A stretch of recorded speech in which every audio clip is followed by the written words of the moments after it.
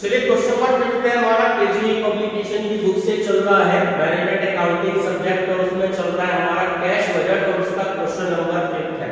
बहुत important question है। Values पढ़ते हैं कि क्या क्या है। तो उन्होंने हमें अक्टूबर नवंबर मंथ 3 मंथ का हमको कैश बजट प्रिपेयर करना है और हमें तो इन्होंने सेल्स दे रखी है जुलाई अगस्त सितंबर की तो एक्चुअल दे रखी है और अक्टूबर नवंबर दिसंबर की एस्टिमेटेड दे रखी है। ठीक है। अब क्वेश्चन में आपको ये देखना है कि क्या क्वेश्चन में ओपनिंग बैलेंस गिवन है या नहीं। तो अगर हम सबसे लास्ट का पॉइंट देखें पॉइंट नंबर 5 तो ओपनिंग कैश बैलेंस इन्होंने दे रखा है हमें 10,000।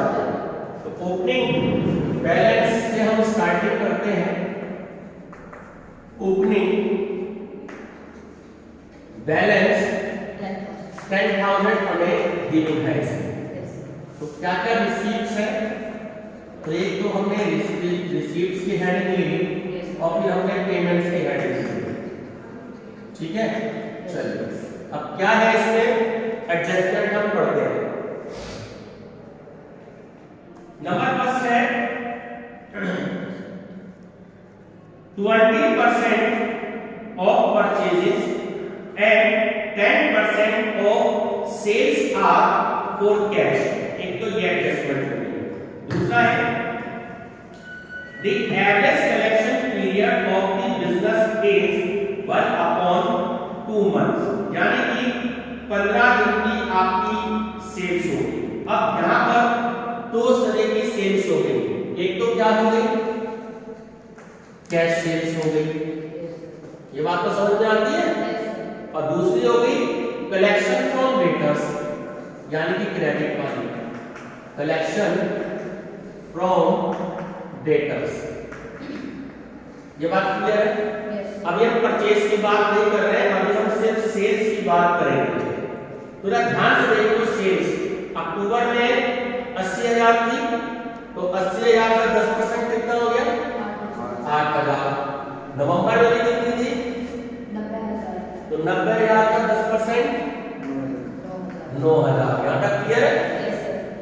चलो आगे 1 लाख की 10% कितनी हो गई। यहाँ तक की बात बताओ। तो पहले एडजस्टमेंट तो हमारी पूरी हुई कैश सेल्स। ठीक है। कैश लिखा है तो उसको अंडरलाइन भी कर लेना अपनी बुक में जिससे आपको याद रहे। अब उसमें बात करिए एवरेज कलेक्शन पीरियड बिजनेस की 1/2 मंथ। इसका मतलब हो गया है तो शार्प 15 दिन। 15 दिन की पेमेंट दी जाती है। ठीक। अब ध्यान से समझें। देखो जुलाई अगस्त सितंबर अक्टूबर नवंबर और दिसंबर ये मंथ दे रखे हैं। अब तरीका क्या है सेल्स बता दो जल्दी से मेरे को फटाफट। 50,000 50,000 80,000 ठीक है 80,000 ठीक है 90,000 ठीक है 1 लाख। ठीक है। ये उसने आपको सेल्स दे रखी है। ठीक है। 15 दिन का मतलब ये कि जुलाई की आधी सेल्स और अगस्त में चली जाएगी। 15 दिन का मतलब तो यही है आधी सेल्स।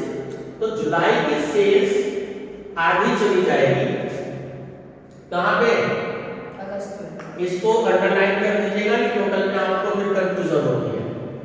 तो जुलाई की सेल्स चली गई आधी हमारी 15 दिन की डिले कह रहा है 25,000। ठीक है। पहले मैं इसको एक बार कर लूं। चलिए तो यहां सबसे पहले ध्यान देंगे कि जो हमने कैश सेल्स करी थी इन्होंने हमसे कहा था कि जितनी भी आपकी सेल्स है वो कैश सेल्स होगी। तो 50,000 का 10% 5,000 माइनस कर दिया 45,000।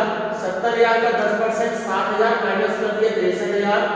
80,000 का 8,000 10% माइनस करे 72,000। ऐसे यहाँ भी 72,000। 90,000 में से क्योंकि हमने 9,000 यहाँ पे दे दिए कैश सेल्स तो अमाउंट आ गया 81,000। ऐसे 1 लाख में 1 लाख का 10%, यानी 10,000 हमने यहाँ माइनस कर दिए तो वैल्यू कितनी आ गई? 90,000। ठीक है, अब क्या करना है आपको 15 दिन के हिसाब से, तो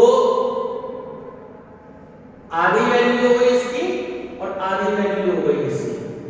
ठीक है, 72,000 का आधा कितना हो गया? दीदी 36,000, क्योंकि 15 दिन की बात कर रहे हैं। और इधर भी 72,000 का आधा कितना हो गया? 36,000। और इन दोनों को ऐड कर दो तो 72,000 आपकी वैल्यू आ गई। 72,000 आपकी फ्रैक्शन फ्रॉम डेटर्स की वैल्यू आ गई। ये बात क्लियर हो गई? अब आगे देखो, 81,000 का आधा हो गया आपका 40,500। तो 36,000 ये किसके हो गए? ऊपर के हो गए 15 दिन के, और 15 दिन के पैसे कितने हो गए? 40,500। इसका टोटल क्या बताया था? 76,500। ये भी क्लियर हो गया? इसी तरीके से 90,000 का आधा हो गया आपका 45,000। तो 40,000 15 दिन पिछले महीने के और 45,000 किसके? इसका क्या आया था? 85,500। ये चीज की क्वेश्चन में ध्यान रखना है। तो 72,000, 76,500 और 85,500, इसको आपको ध्यान रखना है। क्लियर है? चलिए अब टोटल करते हैं। पहले का टोटल बताया दीजिए कितना? 72, 80 और 10, 90,000 हो गया पहले वाले का। तो क्या कहते हैं इसे? कैश अवेलेबल या टोटल रिसीव्स? क्या कहेंगे? टोटल रिसीव्स भी कह सकते हो, टोटल रिसीव्स। यहां तक क्लियर है? चलिए अब बात करते हैं पेमेंट्स की। तो 20% परचेजेस आर फॉर कैश। तो जितना जितना परचेजेस था, अब देखो अक्टूबर के मंथ में 42,000 खरीदते हैं। 42,000 का 20% बताओ परचेजेस। तो 8,000। चलो ठीक है, नेक्स्ट मंथ का बताओ 20%। 46,000 रखना है आपको नवंबर के और 52,000 रखना है दिसंबर के। 9,200। ऐसे दिसंबर की सेल्स के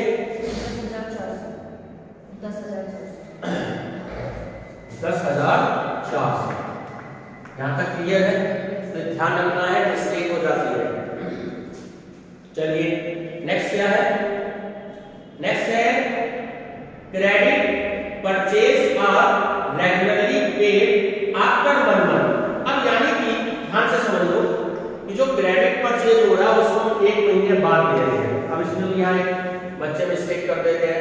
जब आप परचेज की वैल्यू कैलकुलेट करोगे, मंथ वही है जून, जुलाई, जुलाई, अगस्त, सितंबर, अक्टूबर, नवंबर, दिसंबर। तो जुलाई का कहां जाएगा? अगस्त में। ठीक, फिर भी मुझे वैल्यू बता दो सारी परचेजेस की कितनी कितनी है? 25,000। ठीक है, 25,000 है, 38,000,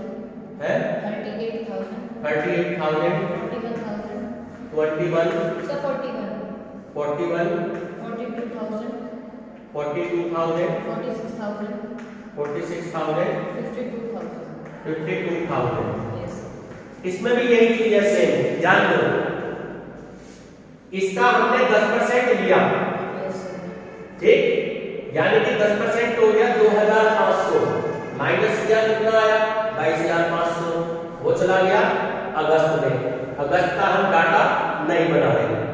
38,000 का 20% हमने लिया 7,600। अब 38,000 में से 7,600 माइनस करने पे हमारा आ रहा है 30,400। वो वैल्यू कहां चली गई? वो चली गई सितंबर में। सितंबर का हम डाटा नहीं बना रहे हैं। अब 41,000 का 20% कितना हो गया? 8,200। अब वो 8,200 हमने लिखे तो नहीं है अपने बजट में, लेकिन क्रेडिट हो गए। अब 41,000 में से 8,200 माइनस करो 20%, वो चले जाएंगे आपके अक्टूबर के मंथ में। बोलो क्या वैल्यू भाई? 32,800। 32,800। मैं डायरेक्ट ये भी बता सकता था आपको, लेकिन मैं शुरू से लेकर के चल रहा हूं कि जुलाई के 10% काटे, सॉरी 20% काटे तो आधे दिन हम बैलेंस चले गए अगस्त में। अगस्त के 20% हमने काटे, वो कहां चले गए? सितंबर में। सितंबर के हमने 20% काटे, वो कहां चले गए? अक्टूबर में। अब अक्टूबर के देखो ध्यान से, 42,000 का हमने 20% तो यहां दे दिया। अब बचा कुछ है ना, वो कहां चला गया? नवंबर में। माइनस कर दो 42,000 में से 8,400, 33,600। कितना? 33,600। 33,600। ठीक हो गया। अब 46,000 का 20% हमने 9,200 दिया। अब इसका बैलेंस बताओ, वो चला गया दिसंबर में। सर 36,800। 36,800। ये वाली बात क्लियर हो गई कि आपने 20% तो इस अमाउंट का आपने उसी मंथ में पे किया, जो बैलेंस अमाउंट बच रहा है वो आपने आगे के महीने में दे दिया। इसलिए सितंबर का 20% आपने सितंबर के महीने में दे दिया, लेकिन बैलेंस अक्टूबर में। फिर अक्टूबर का आपने 20% अक्टूबर में दे दिया, बैलेंस जो बचा वो नवंबर में। नवंबर का 20% आपने नवंबर में दिया, जो बैलेंस बचा वो दिसंबर में। ठीक है, तो ये यहाँ बच्चों से गलती हो जाती है। तो 32,800, 33,600 और 36,800, ये वाली बात क्लियर है। इसे कहते हैं अकाउंट्स पेबल के नाम से। अकाउंट्स पेबल, ध्यान रखिए। चलिए वेजेस की बात करते हैं। Wages are paid half monthly and rent. अभी रेंट की बात नहीं कर रहे, सिर्फ वेजेस की बात कर रहे हैं। Wages are paid half monthly, कोई आधे आधे महीने की कंडीशन होती है। ठीक है, चलो अब वेजेस देखो कितनी दी है। वेजेस में आपको बता दूं, वेजेस के बारे में फिर से बता देता हूं मैं आपको। इधर वेजेस, तो इसमें हमें जुलाई की लिखने की जरूरत नहीं है, अगस्त की लिखने की जरूरत नहीं है, सितंबर की लिखेंगे। बोलो सितंबर की क्या है? 13,000। अक्टूबर की 14,000। 16,000। कितनी? 15,000। ये बात क्लियर हो गई। अब हाफ क्या है ना, हाफ इसका 6,500। ठीक हो गया। तो 6,500, यहाँ पे ब्रैकेट का निशान बना लो, 6,500। ठीक है, चलो तो 6,500 तो आपके ये हो गए, और इसके कितने हो गए? 7,000। ये बात क्लियर है। तो टोटल इनका कितना हो गया? 13,500। तो 13,500 तो आपने लिख लिए यहाँ। ये बात क्लियर हो गई। चलो अब 7,000 तो ये हो गए पिछले महीने के, आगे के हो गए 8,000। अब एक ब्रैकेट यहाँ बना लो, ये कितने हो गए? 15,000। 15,000 के आपने यहाँ लिख लिए। ठीक है, अब 8,000 ये हो गए, और इसका आधा 7,500। 15,500 यहाँ पर आ गए, 15,500 यहाँ। ये वाली बात बताओ, क्लियर है? चलिए रेंट, रेंट को ₹1,000 इंक्लूडेड इन एक्सपेंसेस। अगर देखो इंक्लूडेड कहता है तो ही आप इसको लिखोगे, एक्सक्लूडेड कहता है तो बिल्कुल भी नहीं लिखोगे। ठीक है, पेड मंथली कहा है, तो जो आपके रेंट है, ये तो वेजेस हो गए आपके अमाउंट, और ये आपका रेंट हो गया। तो 1,000 रुपए आपने तीनों मंथ में ले लिए, इंक्लूडिंग का उसी मंथ। और लास्ट है, लास्ट तो कुछ नहीं, केवल एक एक्सपेंसेस दे रखा है, देखो 4th नंबर पे है ना। एक्सपेंसेस के बारे में कोई भी एडजस्टमेंट नहीं है, तो जो जिस मंथ में हुए हैं कुछ कह रखा है, तो वो आप उसी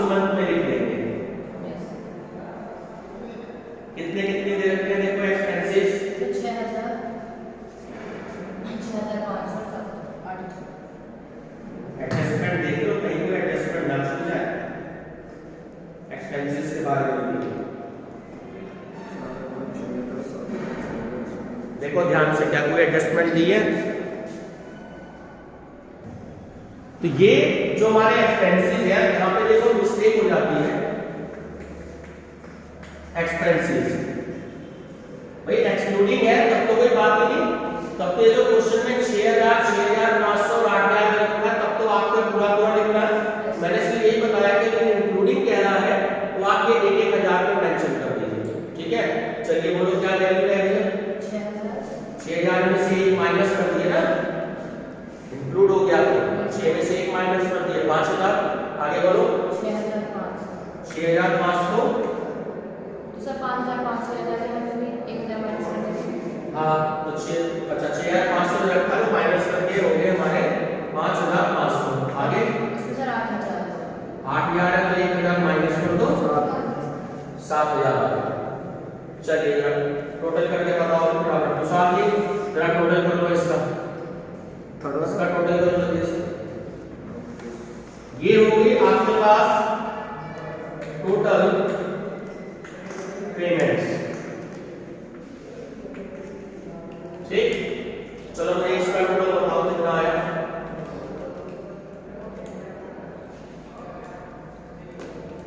सर पहले का रहा है 61,700 61,700। अब ये ज्यादा हो रहा है आपका, ये कम हो रहा है, माइनस कर लो इसमें से।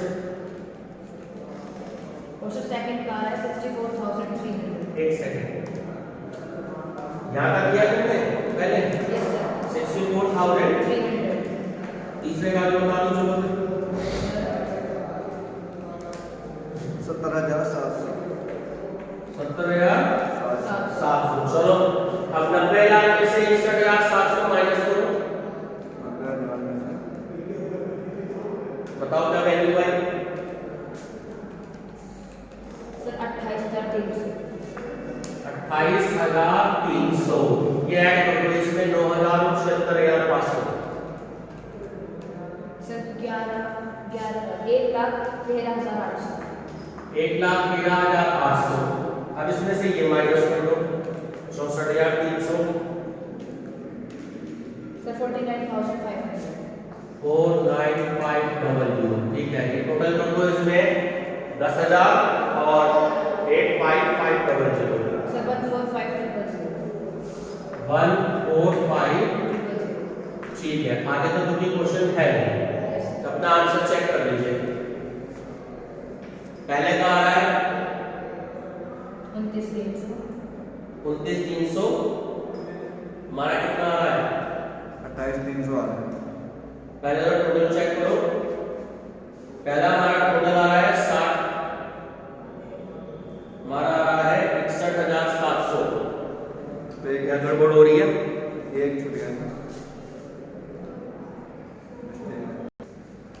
थोड़ा स्टूडेंट्स टोटल मिस्टेक हो गया तो उसे चेक कर लेंगे, एक हजार की गड़बड़ आ गई थी। यहाँ टोटल है हमारा 60,700।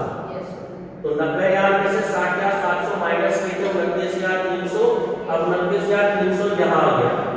अब इसका टोटल देखो 1,000 यहाँ बढ़ जाएगा तो टोटल आ जाएगा 114, ठीक है ना?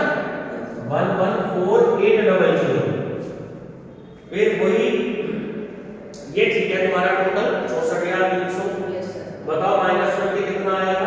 सर 50,500। हाँ 1,000 का डिफरेंस यहाँ हो गया 50,500। अब 50,500 हमारे यहाँ चले गए यस सर। तो 1,000 का टोटल यहाँ बढ़ गया हमारा 46,000। 46, 1,46,000। 46,000। अब 1,46,000 में से 70,700 माइनस कर लो, 56,300। ये आंसर है ना?